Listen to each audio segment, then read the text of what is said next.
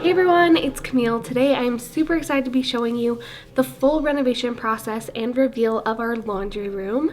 It's a super small space, so we had to get creative, but I'm overall really happy with how it turned out, and I'm really excited to show you guys today. It was quite hideous before, but before we start this video, make sure you like and subscribe, and also turn on your post notifications because I will be posting a lot of videos in the next couple of weeks because I'm trying to get a lot of videos out before I have my baby. If you guys didn't know, I am currently 33 weeks pregnant, so yeah, I'm going to be cranking those out so that I don't have those on my mind when our baby gets here. Also follow my Instagram at CamilleAm with 2 M's, and if you love my plant content, then I also have a plant Instagram and it's at Kind Garden. And without further ado, let's get onto the video. Alright, let's start off by looking at some before footage of this room. Like I said, this room is very small and it's kind of skinny and galley-like, so I really wanted to lighten and brighten it up. Some of the defining features of this room before was the red linoleum flooring, the brown cabinets that would hit the light when you would try to open them, so they would not open all the way. That was very lovely. And then also the washer and dryer that you would bump into immediately when you walked into the door. We got to work by ripping out the red linoleum, and we actually ended up taking the flooring all the way down to the floorboards. And after we had repaired some of the floorboards, we put some plywood over it, and then we installed this stuff called Decor that's really good to tile right on top of. Just helps your tile last a lot longer. So then we started tiling right on top of the Decor, and we used the exact same tile that we used in our kitchen, and we just carried it throughout our laundry room. This is one of our very first tiling jobs, and so everything is not perfect, but it did turn out really, really good in the end. My husband ended up having to do a lot of patchwork in here because we did have to move the drain lines and the water lines to the other side of the room for the washer and dryer. And it looks a little bit rough right here, but it does end up perfectly smooth, and if there were any mistakes, this was all behind cabinets or the washer and dryer.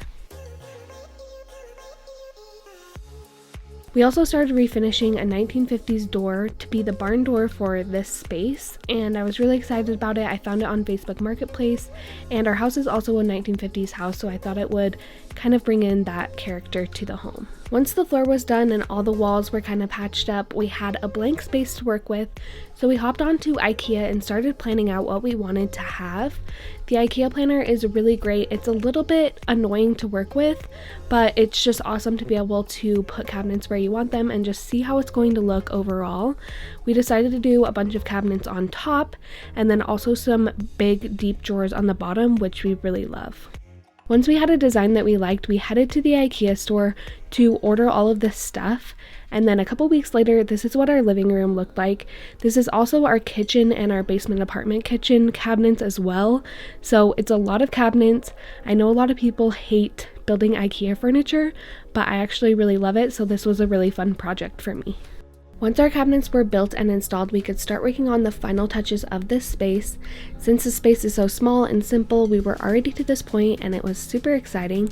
So this was kind of the vibe that we're going for, just very bright and neutral.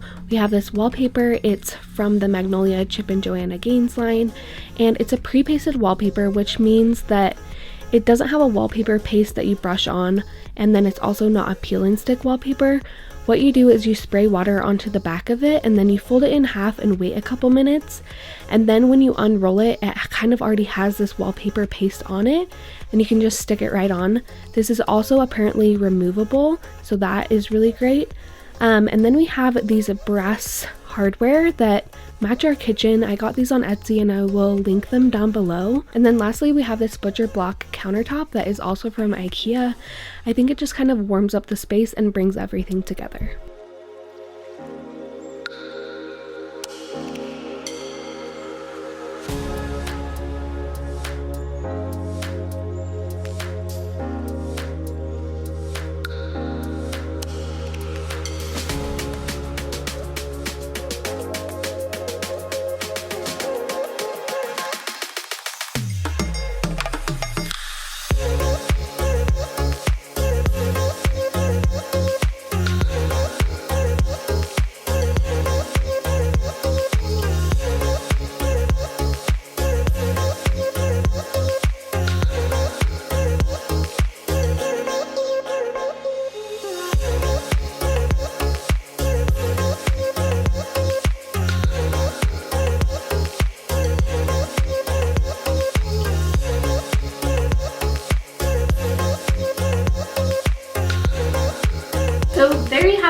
is our laundry room transformation and reveal. I am so happy with how this turned out. It's just really bright and airy and neutral, and that was just what was needed for this small confined space. Some of my favorite things that we added into this room are definitely this dowel drying rack. This was super easy. It's just made using a plain dowel and then also some dowel hangers that we got both of those items at the hardware store. And I really love it because it's so simple, but also very helpful when you're doing laundry. You can just take stuff out of the washing machine and hang it right up right there. So I love that. I'm also obsessed with this apron front sink. I have always wanted an apron front sink, but when I was talking to people, a lot of people were saying to never put one in a kitchen because they tend to splash a lot when you're doing dishes and just make a big mess. So I'm really happy that I was still able to get the look of the apron front sink, but just in a little bit more of a functional area. And we really love this sink because it's really nice when you have a sink full of dishes, you have a different one that you can kind of wash like paintbrushes out in, or just some of the dirtier items that you don't want in your kitchen sink.